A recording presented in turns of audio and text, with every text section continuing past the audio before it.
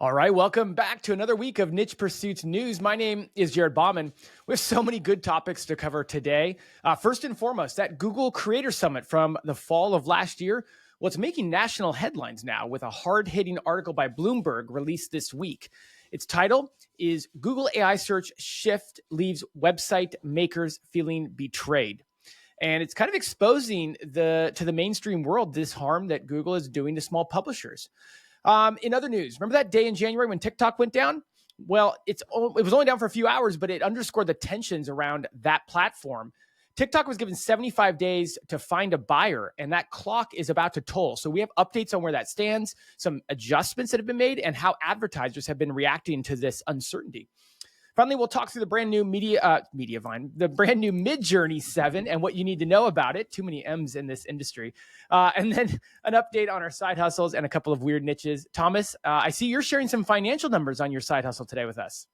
I am, yeah. I promised numbers on my Beehive ads for Yes. my AI in real life newsletter, and I finally have them for March. And I think there's some good and some not so good. So yeah, stick around, and I'll share the details on that. Well, I'm looking forward to seeing that. I did get a sneak peek, so I can't wait to talk that through. Let's go ahead and start with the big story, the Bloomberg article this week. I have it pulled up here on the screen, and it's like I alluded to. It's this idea of recapping the Web Creator Summit, and it's doing so from the standpoint of kind of the mainstream media, right? This is a Bloomberg article by several authors, and Bloomberg is something that is a nationally read article, nationally read publication. So this is not just our little world, right? We went extensively over this Web Creator Summit that Google put together back at the end of 2024, but this is now a mainstream story, and you'll see some familiar faces in there. Front and center at the top of the article is an interview with Morgan McBride from Charleston Crafted. We had her story here in the podcast in a very popular episode. I'm just going to go through some of the high levels about it because a lot of this is what we already know, right? A lot of this, the underlines, the underpinnings of this story, we've covered at length. Google invited about 20 creators who were hit hard by the helpful content update and other subsequent core updates. They invited them over to Google's campus, and they had a closed-door, several-day meeting. We had several interviews after that, so if you want to go back and listen to those, we can include that in the show notes. But now a national story has come out in Bloomberg, and it really encapsulates all that's going on around Google. I'll read you a couple sound bites, and then Thomas, you and I can talk it through. Basically, Morgan was interviewed in this article talking about she lost 75% of her 70% of her traffic, 65% of her income. Here's an interesting quote. A Google spokesperson said the creators invited to this event aren't representative of the whole web creator ecosystem, but on the flip side, a larger analysis conducted by SimilarWeb of 67 small publisher sites, which included at least a dozen sites across 4 topics: fashion and lifestyle, travel, DIY, DIY and home design, and then cooking. They found declines in web traffic in every single category. We know this, but it's interesting that they're finding data points and exposing this to the world. Travel, which Google has recently rolled out robust AI features for, saw the most pronounced declines according to this data.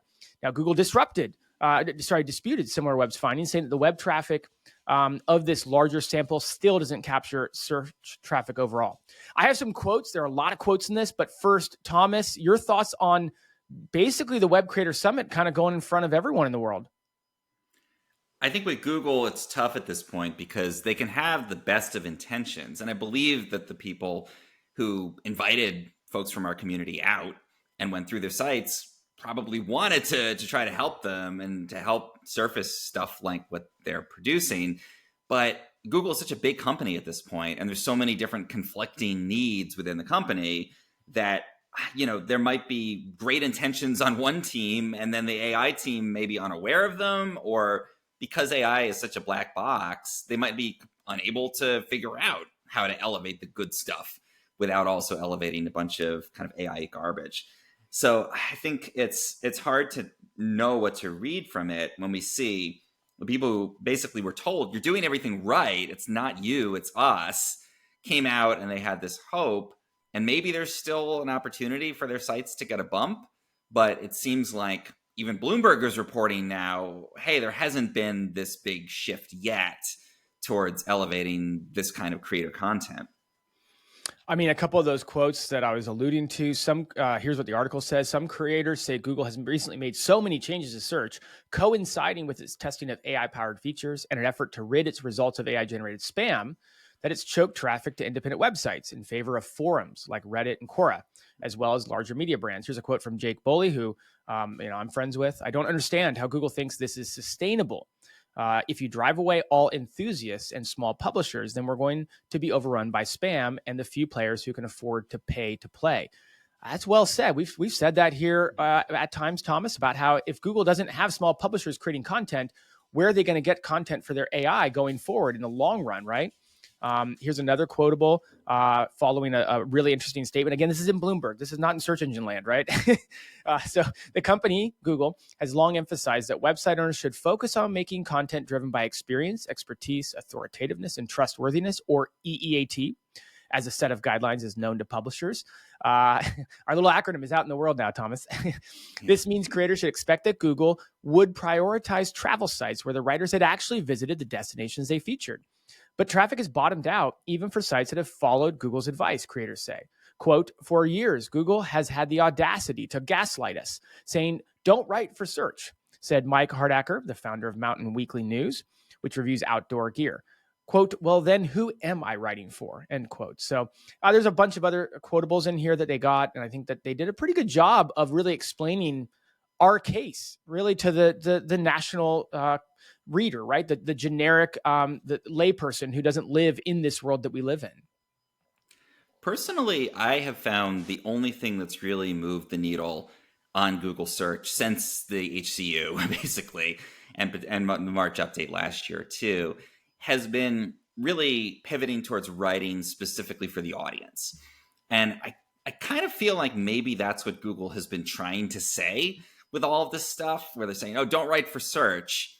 It's almost like, I don't know, saying if you want to get a job, try not to get that job, right? Like if you want it too much, then the employers are like, I'm not interested, and you're not going to get it. It feels a little counterintuitive and kind of maybe a little sneaky. Like if you're passionate about doing well in Google, then you won't do well. But what I found works better than kind of avoiding writing for Google is really trying to focus in on what the audience itself wants. And I think that's a lot harder. And it also means putting yourself out there in a way that people in our community sometimes didn't sign up for. Like we wanted to create the content. We didn't want to be the face of a business. We didn't want to be answering to people on the street. But when you actually do that, that's what I found has been the only thing that's really moved the needle. And I'll give an example from my own site, focusing on the Bay Area, when I was just writing generic, good content, but more travel content. The 10 best things to do in San Francisco. And I went and did all the things, and I had the pictures and the selfies of me and all the EEAT stuff. That never really went anywhere because the AI overviews can do it just as well.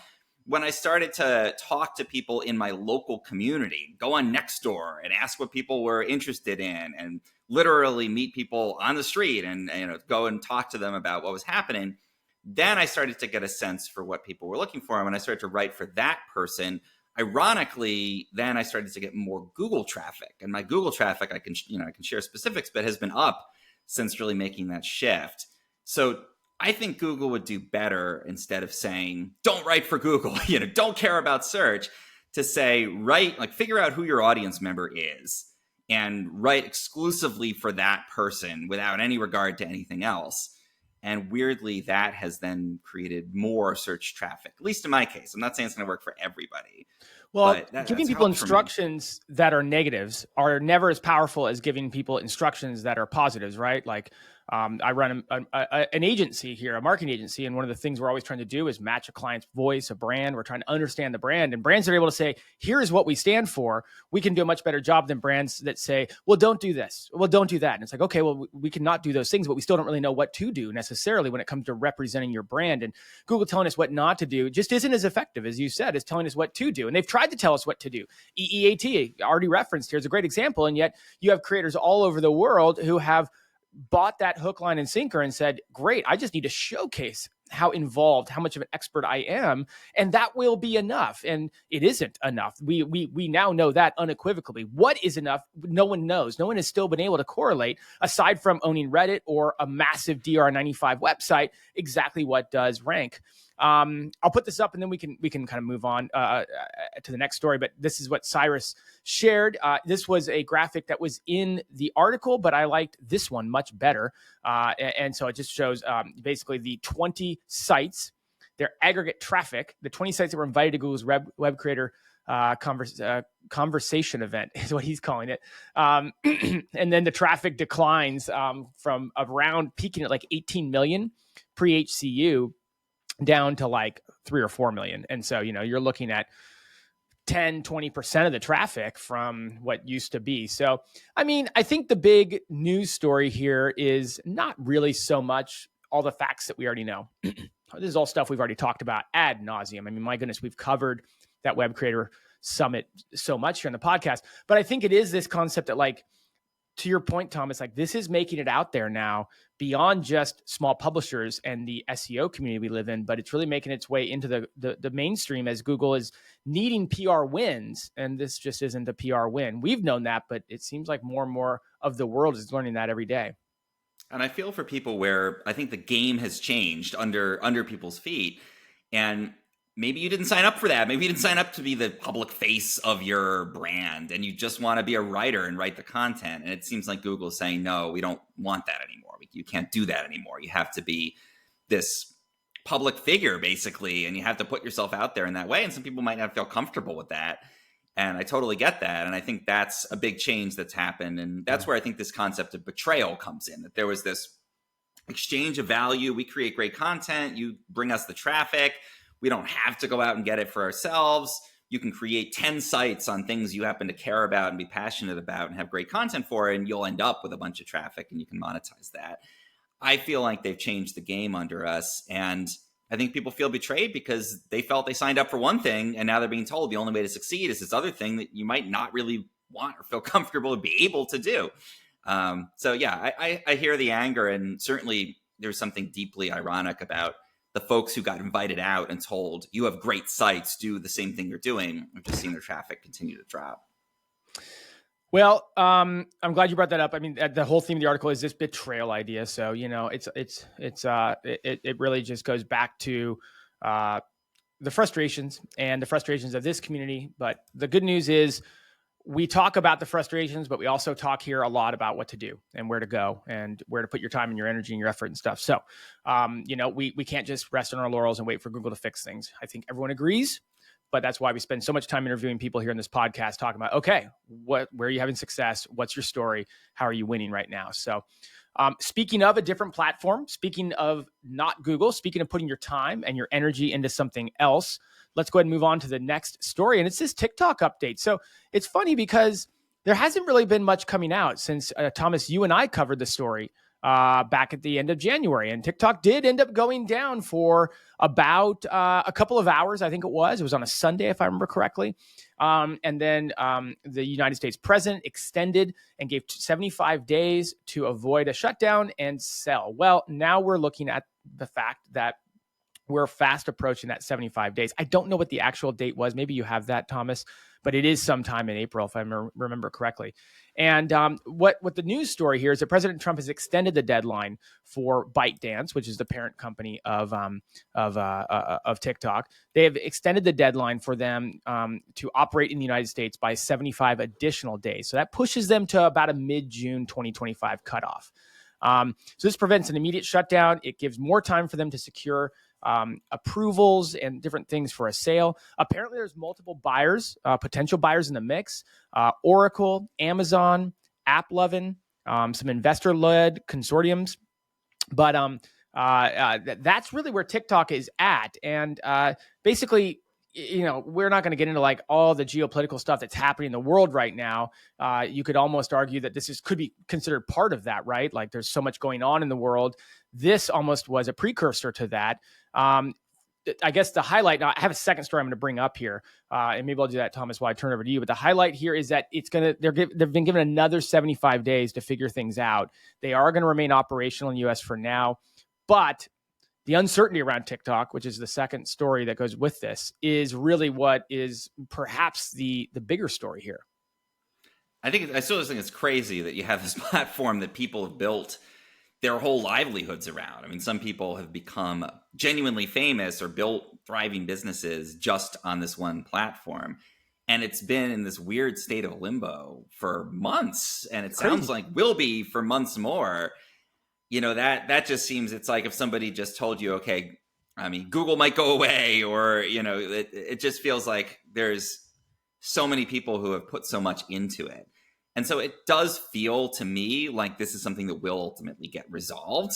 If it's just been kicked further and further along, it doesn't seem like it's going to shut down at the end of this. But I can understand how, if you're a content creator on there and you just keep being told, okay, this is the last day, okay, it's gone, now it's back. Now you can't install it on your phone, even though it's back. And I heard people were buying phones with TikTok installed on eBay for thousands of dollars because they wanted a backup because they couldn't get it in the App Store anymore. So if they deleted it or lost their phone, they couldn't access their account. So you got these crazy things happening. I think it'll ultimately work out and they'll find some kind of solution that keeps it active. But I really feel for the people who found this platform, developed a following on it, connected with their audience, did everything right. Again, like getting back to the HCU thing. And now they're just waiting to see if they still have a business in 75 more days. And that has played out in TikTok's earnings, their finances, and everything. Here we have a story up in from Search Engine Land, and also came out this week. Advertisers pull back from TikTok and boost Meta amid ban uncertainty. Already facing a sale or ban order, TikTok faced additional pressure in Q1 as major brands scaled back advertising spending and shifted budgets to Meta, according to new data. I thought there were some interesting things here. TikTok's US cost per 1,000 impressions, so CPMs, dropped sharply, posting double-digit declines since January. 8 out of TikTok's top 10 advertiser categories cut spending in Q1 2025 compared to Q1 2024. User activity dipped in January, obviously, during a temporary service blackout, but continued its dip. They're still making tons of money, expected to rake in $14.8 billion in U.S. ad revenue this year. It does put them behind Facebook's $36.9 billion, but it does put them ahead of YouTube. I didn't realize that. It does put them ahead of YouTube at $9.9 billion. There's some interesting quotes here. No one's acting like TikTok is gone, but no one's pretending it's business as usual either, said Raul Rios at creative agency Sailor. Brands that swiftly resumed advertising on TikTok post-ban are staying the course, but many remain hesitant, keeping media spend lower despite months of attractive incentives. I don't think that a lot of us as listeners are necessarily spending a lot of money on TikTok advertising. I think what this really means is it's an indication, it's data about the engagement levels and the confidence levels in TikTok. And it kind of goes back to your point, Thomas, like TikTok, I think we can still say probably will stay around. It's probably going to find a buyer or something's going to happen, but how much confidence has been eroded? How does the platform change? How do people continue using it during the next 75 days and then post resolution if that happens in 75 days? Yeah, I think we sort of hinted at the fact that when this potential ban happened, and especially when the app actually closed down, was the damage already done at that point? Like, did that kill TikTok essentially in that moment of uncertainty? Because there's a lot of other platforms now for vertical video. And you can go to YouTube Shorts, you can go to Facebook and Instagram Reels. And I mean, everybody has vertical video at this point.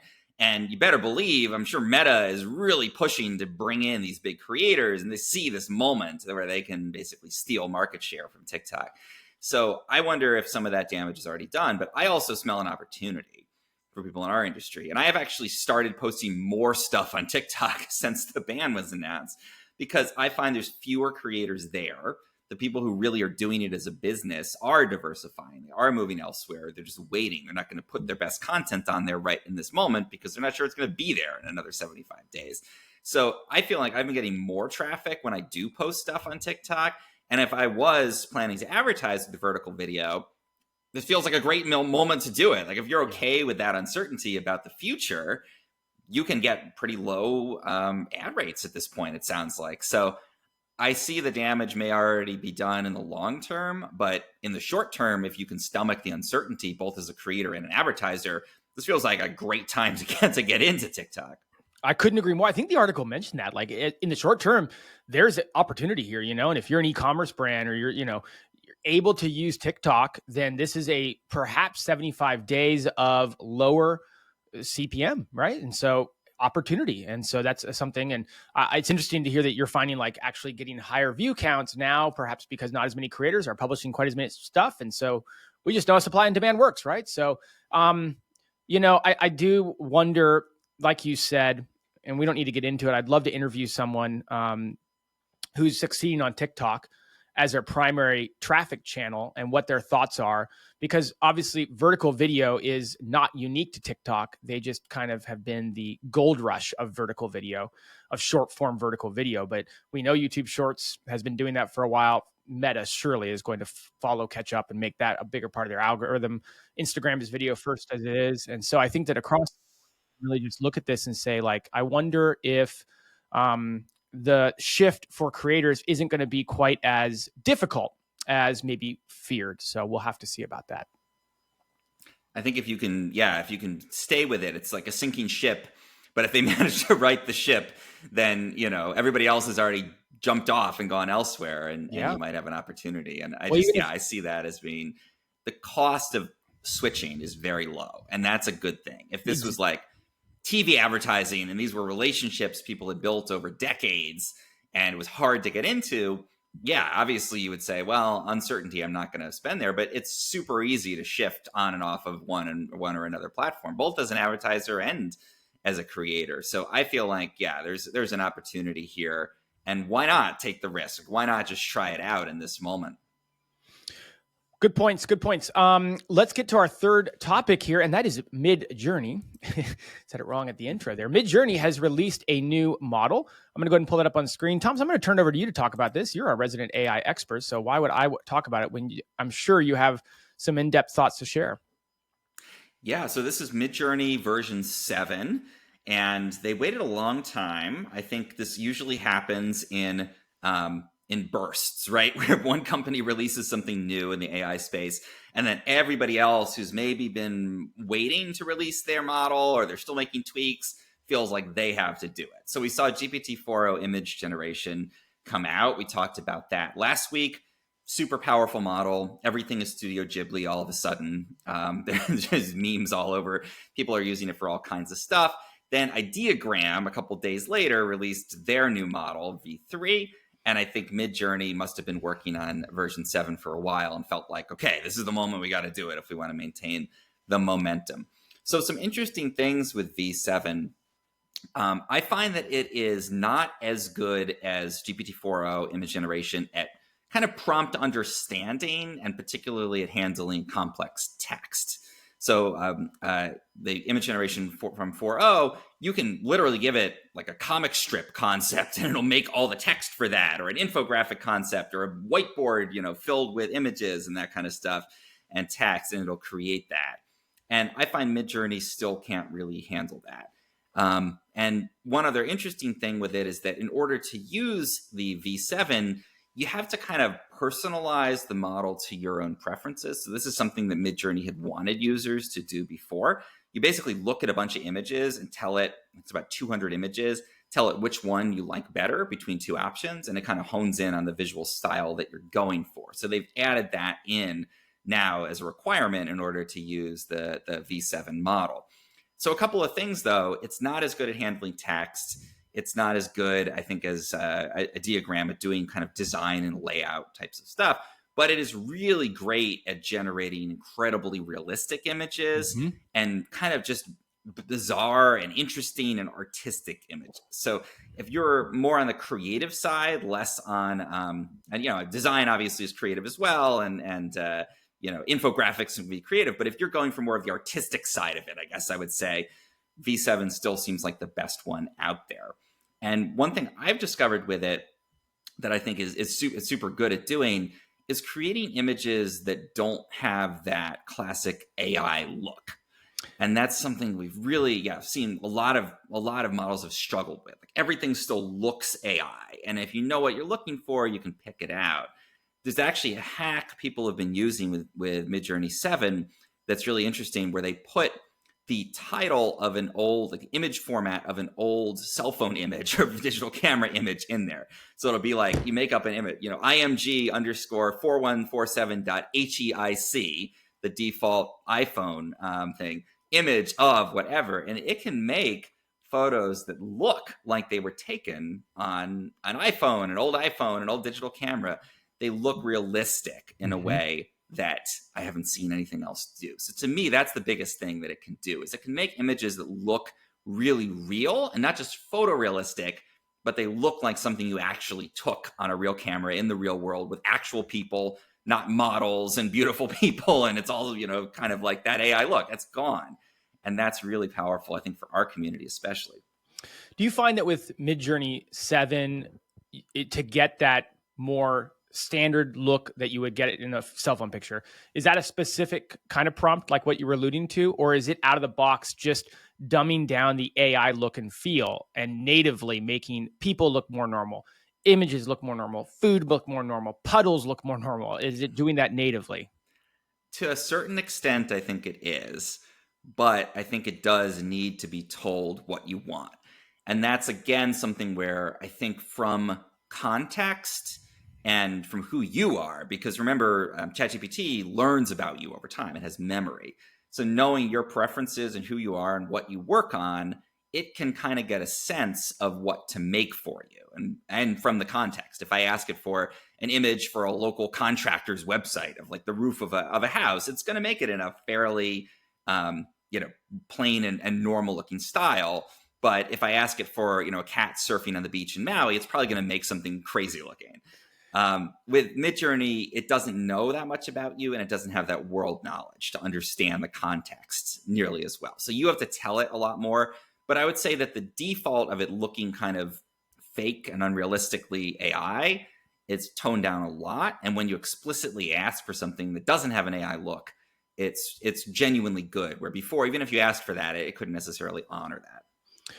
I think perhaps the dust has settled a bit on the latest round of updates, which you alluded to. We've got ChatGPT 4.0 image creation. We've got Ideogram version 3, I think, and then we've got Midjourney version 7.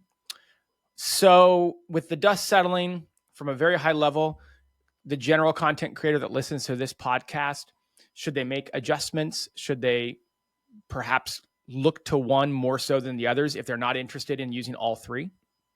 If you're just going to use one, I would really lean into the GPT 4.0 image generation. I think it's the best all-around model.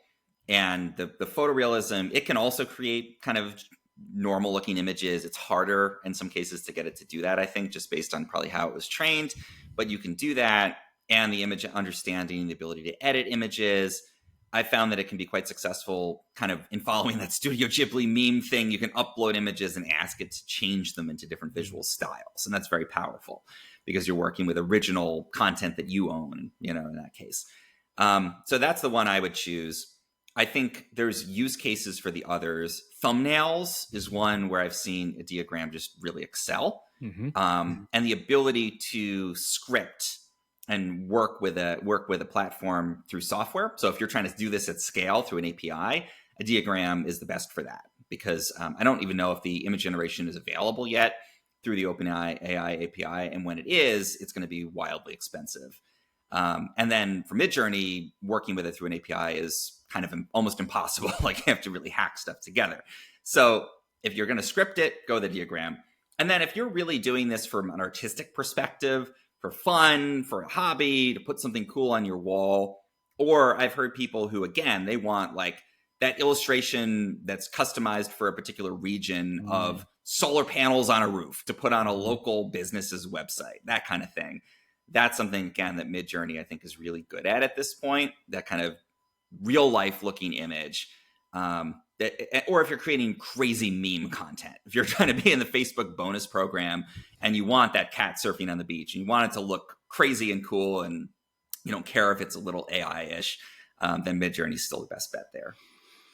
Well, very good. I mean, lots of advancements, lots of improvements, lots more reasons for people to jump in and use it for different methods. I know you were sharing in your email newsletter about how you use ChatGPT 4.0 to create infographics. They were very good looking infographics and stuff. So lots of different ways to use these different platforms depending on where you spend your time, where you hang out, what you're working on. So. Hey everyone, Spencer here, founder of Niche Pursuits. Are you adding a new internal link pointing to each article you publish? You should be. Ever find it time-consuming and a bit overwhelming? Remembering what content you publish and deciding which anchor text to use can be a real headache. What if there was a better way? Well, that's exactly why I created Link Whisper. Simply click Add Inbound Internal Links, and Link Whisper will scan your site in seconds and suggest the most relevant links with appropriate anchor text for your new article. Now simply check the box next to the internal links you want to add, and Link Whisper will add these links for you. No need to go into each article, edit, and add the link. It's already done. No more manual internal link building or guesswork. Just efficient, accurate linking that saves you time and improves your SEO. Transform your content strategy with Link Whisper. Start linking smarter, not harder. Use the coupon code podcast for $15 off. Head over to linkwhisper.com and use coupon code podcast to get $15 off. Hey, let's move into side hustles. I'm excited to hear about your revenue updates. First, I'm going to share about one of my side hustles. I've been sharing a little bit about this on Twitter. If you follow along on Twitter, you might have already seen that I've shared a couple updates on one of my calculator websites. And so here's an update I shared over the weekend. And so kind of some big news, right? I started, for those of you who are just getting caught up, I started now 5 calculator websites. I did 3 of them in January and 2 more subsequently in the last month or so. So I've hit my goal of doing 5 in the first year. And these are very basic calculator websites. They're all kind of focused on one page, exact match, partial match, domain kind of thing. I have added some supporting content, but very minimal, 5, 6 articles, all internally linking and pointing back to this homepage calculator that solves a relatively simple problem. And then I've used ChatGPT, I think 01, some 4.0 to create all of the calculator nuts and bolts and stuff. And so for my for one of the calculator websites over the weekend, it moved from position 72 to position 13 for its main keyword. And I have a screenshot up here on the screen. And that search volume for that keyword, and this is kind of the main keyword for this calculator website, is 60,000 searches a month. And so, you're still at the top of page 2, but at 60,000 searches a month, you should get traffic even just from being there. And so sure enough, I tweeted a couple of days later, I think I shared this on Monday or yesterday, and that is that we're now at over 100 visitors in the last week to this calculator tool site. And I have a screenshot up here showing, hey, 102 users in the last 7 days, 427 events. And so obviously they're engaging with the content once they arrive. I think I have an updated number that has climbed now to 135 in the last 7 days. So this was shared 2 days ago. Since then, it's up to 135 users at an event count of 526. So it continues to kind of go up as it picks up keywords. And I won't share this on screen because it would kind of give away everything about the tool site specifically, but it's now ranking for 342 keywords in Ahrefs with an expected organic traffic, according to Ahrefs, of 909 organic visits per month. And so, I would say that this is the first calculator site to kind of get some liftoff here. That is awesome. Do you have any sense of what drove that change? Because that's a huge jump in rankings. I mean, that wasn't a slow drift. So it's interesting to hear you say that. And you're right. It is pretty dramatic. This is the site that has yo-yoed a lot. So right out of the gate, this site was the one out of the 3 that did the best. And I talked about how all of its supporting articles were ranking out of the gate right away. And I thought that was super interesting because it's not the greatest content. It's not terrible content, but it's all the kind of content that we see Google devaluing. But because it's not on a content site and it's on, this kind of calculator site, Google liked it. And then all of a sudden in February, all the supporting content, all the rankings were gone. And I think we talked on the podcast about how Google will give you some traffic and then take it away. And this is kind of the typical dance. And we're just going to settle in for another 3 to 6 months. And then maybe they'll start to slowly give us that traffic back. Well, then in March, in the second half of March, it just all came back. And with it came the calculator, the homepage ranking for terms. And so I don't know exactly what it is. I mean, I've done a little bit of basic link building for it. I mean, we're talking very basic. Actually, let me look it up. What Ahrefs has it as a DR 2.1. So you can't say it's the links that are driving all this authority, beyond that, it just perhaps speaks to the power of making a tool that solves a very specific problem. And then you get visitors to go there and they engage with it enough that they like it and they tend to use it. Let me see if I can get time on site here while we're looking. I'll see if I can figure that out. But yeah, that's the only thing I can think of. You know what I mean? That's the other piece of the story that stands out to me is you're getting a lot of events happening on there. So presumably clicks and people putting something in the calculator and then updating it and doing something else. So that's, I think, very encouraging. And I'm sure Google is tracking that kind of stuff as well and seeing probably a longer time on site than a typical content site. Do you have, you say you were pulling that one up? Yes, 51 seconds is the average engagement time per active user, which for a calculator that in this case is 3 fields, you're obviously engaging with it, trying stuff, maybe reading it, maybe going to one of the articles. Like 51 seconds is way more time than you need to punch in 3 fields and move on. I also wonder, is this maybe a tail end of the update type of thing? Because I've seen traffic go all over the place in the last month. And then lately, like in the last week, my search traffic has been way up. And I don't know if that has to do with shifts in content or just randomness. But I also wonder if the update might now be starting to have some bigger impact. We sometimes see that. It takes time. Like if they shift the ranking signals, it might take time to accumulate data. Maybe they prioritize time on site. They prioritize return traffic. And they kind of press the button during the update to say, okay, that's the thing we're going to prioritize. But then they need a couple weeks of data or a couple days at least of data of, okay, you have good time on site. Let's start to move you up. So I still wonder if it's update related and you're going to continue to see a jump there. But that is a big move. Like that isn't just incremental change. And that's awesome. And I mean, that's at spot 13 for this keyword. I'm guessing most of it, I haven't deep dove in. I have Search Console. I should actually look in the Search Console and maybe I can pull it up while we're talking here and see if I can see which keyword is driving it, if it is that exact match domain. Because sometimes, you get that big keyword, but that's actually not the driver of the traffic when you dig into your Search Console, right? But I mean, that's at spot 13. So let's assume until I find out that that's actually the driver of a lot of this kind of traffic that we're seeing.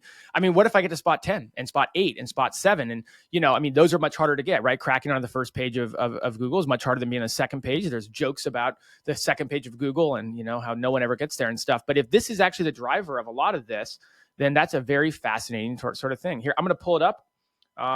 Right here, let's go in and look. Performance queries. Yep, it is the exact match that's driving all of them. So it's that 60,000 search term keyword that's driving pretty much everything. So look, if I go from spot 13, I can keep moving up to spot 12 and 11 and 10, et cetera. That traffic should just continue to grow exponentially, hopefully. I think one thing I've seen Google do as well is give traffic to everything, or like put everything on the front page at first, pull it all back, and then just elevate the thing that they think the site is actually about. And that could be what's happening here. I've seen that happen with client sites where, you publish a bunch of content, you rank for everything, you get even very low intent keywords where you're like, why are they sending me traffic for this? They drop it all, and then they give you your money pages, ideally, and you just rank for that. And it's honestly much better than ranking for everything where there's not so much intent. So I wonder if that could be the story here too. And I mean, we talked about this might be a slow build.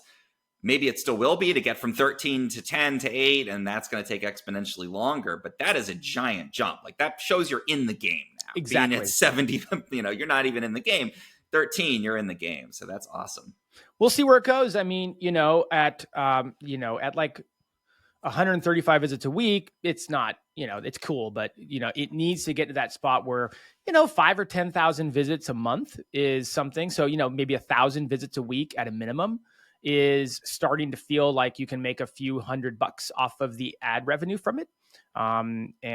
Which would more than compensate me for all that I've already put into it, because I have not put much effort into this. And, I said at the outset, we'll see how this plays out over time, but I did 5 of these. And the reason I did 5 of these is exactly what we're seeing, because I didn't know which one was going to be the one that might hit. If you only do one, you don't know if it's a bad concept or if it's just that unique set of content and calculator against the certain keywords and against the competition just wasn't ripe to take off. So I'll keep sharing here. It's kind of fun. I'm not making any money on it yet, but it's kind of fun to talk about. And like I said, I am not a coder, but I use the AI tools that are so advanced at this point, found using my keyword research skills, found a gap, and we'll see where it goes. Well, speaking of AI tools, I'll share my update, which is about my AI in real life newsletter. I promised I would share an update when I had earnings available for March. For the context, if you haven't listened to the previous episodes, I had this mailing list of about 3,000 people who would subscribe to me primarily because I write stuff about AI tools and how to use them and how to use AI in general.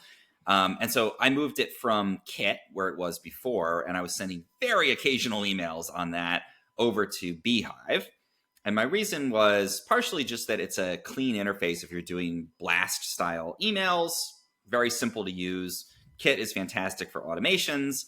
But if you just want to write and press the button and send it, that's Beehive is really great for that. And also because they have this Beehive ads thing where you can basically get like sponsors for your newsletter, and you get paid per click, and some other methods too. Now they're experimenting with other things to put an ad or sponsor into your emails. And so I always love on-platform native monetization, and I'm always interested in new channels for doing that. So I pivoted over. I really focused in on the AI concept. In March, I sent 14 emails, so about every other day. These are easy to write for me. I could just kind of sit down. There's a new tool out. I share my thoughts on it. Often I have a video, and that's sort of the main thing that I'm sending out to the list of me walking through something for, first hands-on with GPT-4o image generation, or how to make a thumbnail with a diagram, and, things that are very practical. And I'll just send that out with a little context in the email. So 14 emails. And from the Beehive ads in March, I earned $257. Okay. So first month on the platform, yeah, it's not bad. It's not groundbreaking. I was hoping to be more like 500. I think it's a mixed bag, right? Like it's compelling in that this is new revenue. It's revenue that I can get in addition to what I could ultimately drive from affiliate sales or from sending people to a monetized website. Or the thing that's been working really well actually is having a YouTube channel and working that towards monetization, with the list kind of driving that. I would have liked to be a little bit higher, if I'm totally honest. It's about $18 per email. Not bad. It takes me a couple minutes in many cases to sit down and send these out if I already have the video. Though, what I would say is I have a relatively small list. So I'm at 3,000 people thereabouts on the list. I made $257. If I sent this to, a weekend growth size list, for example, where you're around 10,000, I'd be making probably $900 a month. If the ad rates stayed comparable. So that's when you start to get into, okay, that's getting to be more serious revenue. So yeah, again, not going to retire early on that. Not going to be using your fire calculator from a while back to figure out like when I can just kick my feet up on a beach. But I think there's encouraging potential. I would just really have to grow the list a lot more if I wanted to be a viable way to monetize just through the ads. I don't know if Beehive gives you this information, but are you able to see, are there certain emails that make more than others? Is that because of engagement with the email? Is it because of the advertiser they place? How detailed is the reporting? Does it change anything about what you do going forward? Yeah, I would say it's very variable, and it's variable based less on the content of my email and more on who the advertiser is on a given day. So I think I'm lucky that there's a lot of really great AI newsletters that are advertising, and AI companies that are advertising SaaS things and stuff like that want to pull in users on there. And so they're willing to pay, $1 or $2 or $3 per click in some cases to get people onto their newsletter. And so that's been a big help. But then I'll sometimes do one for a totally unrelated company or one people haven't heard of as much, and I might get like $3 for the email. Yeah. So yeah, it'll be like $40 from the AI people and then $3 from something else. If I can hone in on the best advertising opportunities, I might be able to get so that every email is more in that 40. But yes, that's a great question, and it is extremely variable. but it's not my content. It's not open rates that seem to make any difference whatsoever. It's 100% who chooses to sponsor or advertise. Well, it's a good segue into our weird niche segment. Last week, Thomas, you threatened that you might bring your chicken onto the podcast. It looks like we had a visit from your dog just now, but there were several people commented they wanted to see your chicken. I haven't seen the chicken appear yet. Yeah, it's not today, but I'm still open to the concept. There was somebody who wrote in the YouTube comments very prominently, "Bring the chicken." Bring the chicken. Again, I'm open to it. Please let me know if you still think that that's a good idea. Today it's Lance off in the corner there who's barking at something. But yes, I'm open to it. All right. Yeah. Well, we'll maybe you'll time that with another chicken weird niche. Let's move into weird niche topics. Thanks for sharing about Beehive. That's encouraging. And I wouldn't, especially if it only takes you 5 to 10 minutes to make $18 in your first month while you're learning and everything, and you're building a YouTube channel and like that's certainly a lot of green shoots there to build off of. So thanks for sharing. Moving into weird niches. This is a calculator site. I cannot get myself away from these. This kind of sites are the inspiration for my 5 calculator sites, actually, to be honest with you. So this week I'm sharing tiresize.com. Might have heard of this. I feel like it's one of the bigger calculator websites. I have it here up on screen. I will say that there's so much here that is helpful that it's a little overwhelming, if you ask me. So you have here, you have a bunch of buttons, and you have tire size calculator, tire size comparison, tire size charts, wheel offset calculator, tire pressure calculator, gear ratio calculator, speedometer, calibration, and it just goes on and on. What's odd is it took me a while to find what I really wanted. And that is if you go to the tire size calculator, like you have to input, with the actual size of your tire, which would necessitate me going out to my tire and measuring. Not that I'm above that, but I wanted to just pop in up here and put in my make, model, year, etc. And so up here at the top, I feel like they could do a better job making it more obvious. I can kind of put in the car that I drive, and I'm putting in the Ford F-150. And anyways, there it is. And without even having to hit a button, it brings up right here on screen the various tire sizes, and you can kind of look at alternates, and you can see here that it really gives you the nesting, and you can tell that they have a page, I would assume, for each of these maybe, or if it's generating these, but you can see the URLs popping up in the bottom. We'll talk about that here in a second.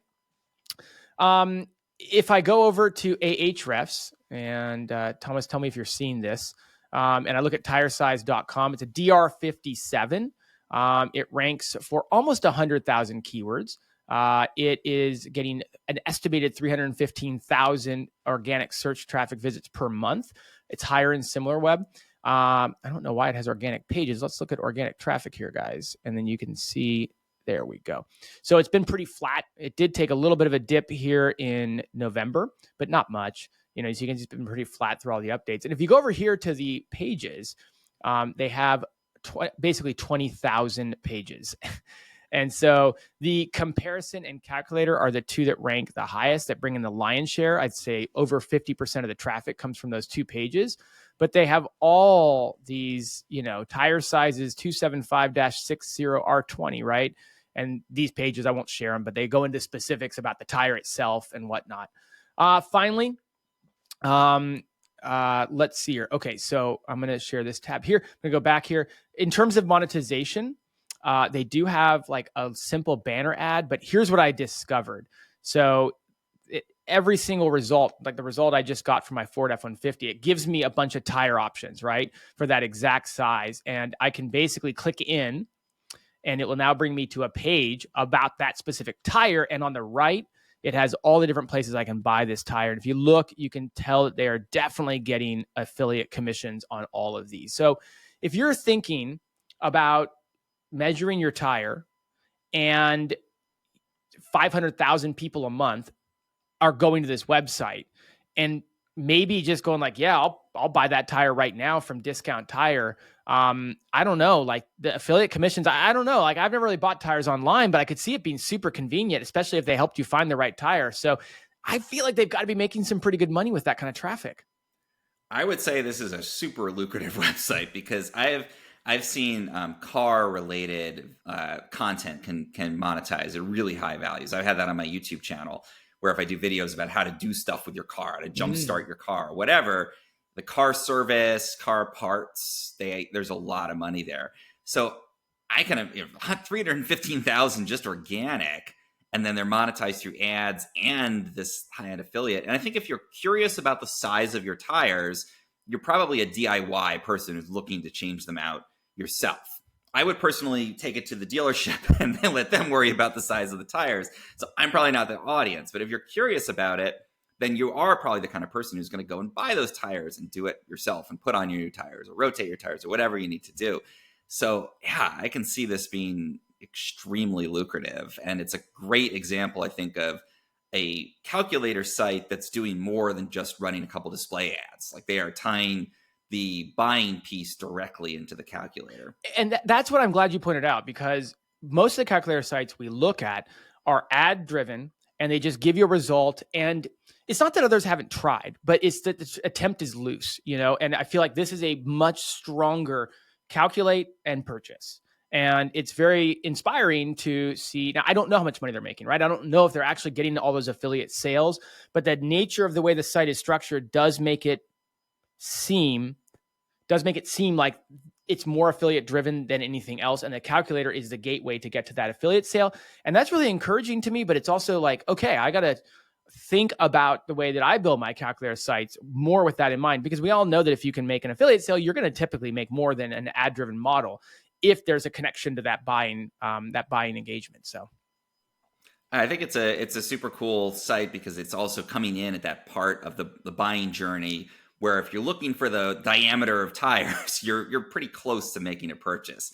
So yeah, I've got to imagine. And also I think there's probably a lot of people who are going to click through, maybe take a screenshot of that Amazon page to take to their local tire company or whatever. You're going to go over to Big O Tires and get your tires changed out.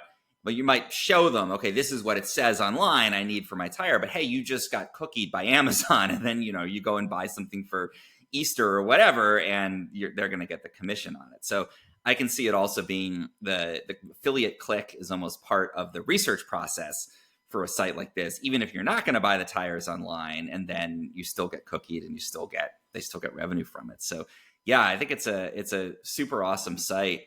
I have actually, so this might be a future weird niche site to share. I started working on a calculator, and it is kind of in the tire space. So inspired by what you're doing. So I might share it in the future. It's not there yet, but I can see why this is valuable. And the dip you saw in there, it looked to me to be seasonal, because I saw it in the previous year to a lesser extent. But it looks like around November, interest in tires drops off a bit. I mean, people are driving less. Summer is sort of the driving time period. So I don't even think they got hit by updates, really. I didn't see any. Yeah. Well, cool. Fun topic, and certainly interesting. I think they're doing very well. I'm going to go ahead and bring yours up, Thomas. Yeah. So I've been talking for a bit about news sites and how these really hyper specific news sites can do really well, especially post HCU. And so I wanted to share one that I found. This is perishablenews.com. It is a niche news site for the perishable foods industry. Very, very specific. So if you want banana related news, you want news on the latest, ways to prolong the shelf life of your avocados for your grocery store, recalls, supplier challenges and supply chain questions, packaging for your different shipping containers you should consider, all of that kind of news that is here on perishablenews.com. It's broken down into sections like deli, meat and poultry, floral, etc. And it's all daily news about this extremely specific industry. It seems like it's part of a network, this Phoenix Media network of other kind of like very specific niche news sites. And so a couple of things stood out to me on this. One is that on the advertising side, they don't seem to be running a traditional display ad network. They seem to be selling ads to very industry specific companies. Like I saw ads for, do you need a new banana supplier? Here we are. and that kind of thing, which I've got to imagine is probably a fairly high value, per sale type of thing. Conferences, yeah, there's like an industry conference that seems to be advertising Fresh Week at the moment. Fresh Week, yes. So monetization seems like the ads aren't really distracting from the user experience very much, and they don't seem to be running traditional ads or even affiliates from what I could tell. It's updated all the time. They're publishing many articles per day, so I've got to think they have a decent sized team. They're probably making solid money on this. The other thing that's super interesting to me, and I think is a big reminder for people in our space, is that if you look them up on Ahrefs, they have a great DR. I think it's like DR 71, but their organic traffic in Ahrefs only shows up as about 2.2K per month. So that seems really weird. Like, why would you have such a tiny amount of traffic for a site that's got a DR 71? And that can fluctuate. Some days it might show more, some days it might show less. And that's also kind of confusing. Like, why is it all over the place in terms of the traffic that's being estimated? And this is something I've found happens a lot with news sites, which is that the organic traffic that they're getting is tied to stories that might take off for a short time period. And you can get an incredible amount of traffic for a very short time, and then it goes away. And it's not even time for tools like Ahrefs to pick up that traffic, because the keyword is there and gone if it's a breaking news story, but you can still get tens of thousands of visits from that keyword before it goes away. So I'll give a kind of a crazy example that happened in the Bay Area here for my own site. We had the situation where there was an earthquake off the coast in San Francisco, and they sent a tsunami warning to everybody in the Bay Area, hundreds of thousands of people, that there could be a tsunami. And thankfully there wasn't. But I very quickly published a story about, what is this warning about? What's happening? Is there going to be a tsunami? And I think I got about 15,000 people coming to my site in about an hour. And after that warning had gone away, nobody came to the site to learn about tsunami warnings at all. So it was a very quick breaking type of thing. And I got a lot of traffic from it. And thankfully there wasn't a tsunami, and then it went away. And that would never have appeared in Ahrefs. So if you look at my site in Ahrefs, I show 5,000 visits per month, because those are the durable keywords, the ones that keep getting traffic. The real traffic is probably closer to the 200 to 300,000 per month range. So I think it's a caveat and maybe a missed opportunity for a lot of people, again, with news sites, specifically niche ones, that if you can find that opportunity where there's value in it and you can publish these breaking stories, you might find a niche that other people are looking at Ahrefs and going, there's nothing there. It's perishable news. There's nothing to it. I bet they're getting hundreds of thousands of visits. They're just not necessarily showing up in the tools like Ahrefs, because these keywords come and go so quickly. So yeah, don't believe the keyword research tools for news. I expect they're probably getting hundreds of thousands of visits. And if you're looking at a news niche, you should be looking not just at the keyword research tools, but at how much traffic can I get from Discover, from Google News, or from just search for these breaking kinds of keywords. I just wish they were monetized better. I mean, to your point, if they're a DR71, they're seeing all this traffic. They're probably picking up a lot of traffic that Ahrefs is not reporting on. And I feel like ads would not be a problem. They wouldn't be overly intrusive if they added some more, like a sidebar and a footer ad and these kind of ad units that do drive the revenue up. Yeah, I just think there's a lot of people who maybe aren't even aware, that display ad networks are a thing, or they don't believe, like they used AdSense on a website in the early 2000s. They're like, you get $3 per 1,000. It's not worth it. But yeah, I wonder, are they getting enough from these industry specific ads, or can they run that at the same time? Like do a sponsored article for the conference for Fresh Week and still run Mediavine or something. I just think we think of Mediavine and Raptive and Ezoic and all the big ad folks. I just don't think a lot of news publishers especially are even aware these networks exist. That's a good point. Well, that brings us to a close here on the news. Great niche site, great weird niche. Always fun to go through those. I know everybody enjoys those. Thank you again, everyone, for listening along. We always appreciate it. And we'll be right back here again next week talking about the news. Until then, have a great weekend, and we'll see you guys next week. Bye-bye.